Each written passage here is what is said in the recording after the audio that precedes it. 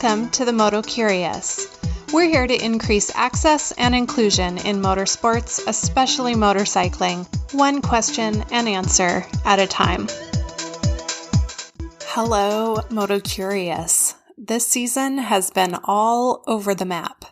Considering that we didn't know for a while if we would even have a season, we have a lot of blessings to count around here. We're healthy. We've been incredibly blessed to be able to operate at our home track, the Ridge Motorsports Park this year, out with a few of our amazing local track day organizations.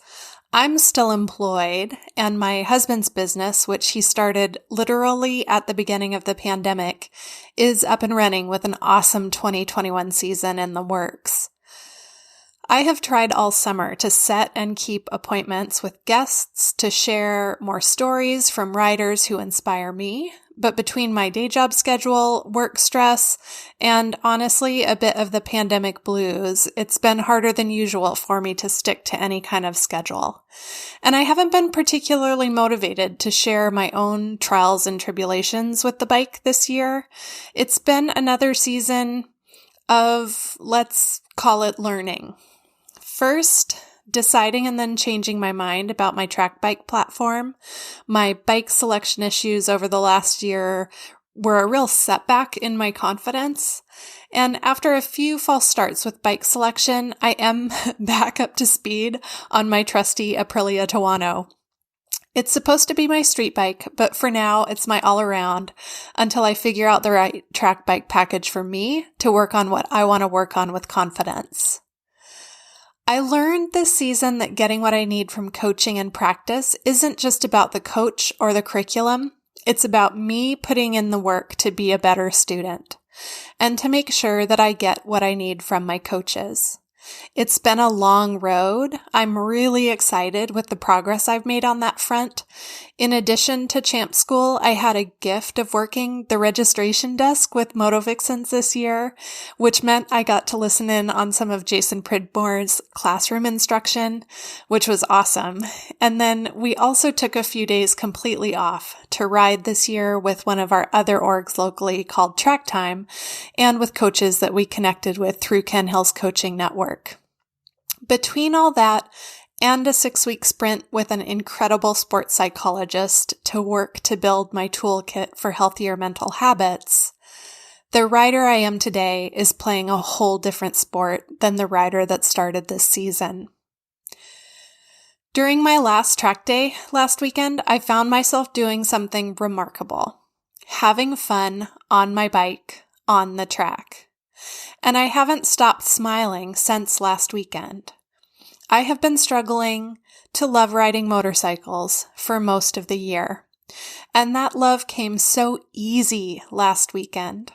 Fingers crossed I can set myself up so that next season I start the season strong instead of taking all season to figure out why I ride all over again.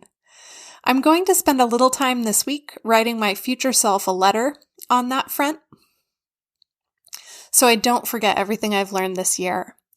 And I'm putting together an off-season plan, watching video laps, mentally rehearsing laps at my home tracks, working on my vision, listening to a lot of podcasts from coaches, and continuing to work on my fitness and sticking with my non-sport specific counseling to continue to develop my toolkit for responding instead of reacting, for remaining technical instead of getting emotional.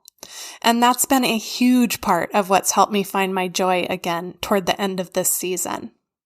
So if you're thinking, why on earth is she talking about mental health stuff and self-regulation and counseling? What the actual, this is a motorcycle podcast.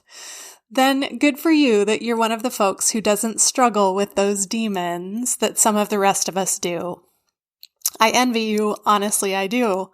And I also know I'm not alone. All season, as I've worked to shift my thoughts away from destructive self-criticism and questioning to more helpful and productive thinking, I've noticed riders around me who struggle with the same patterns.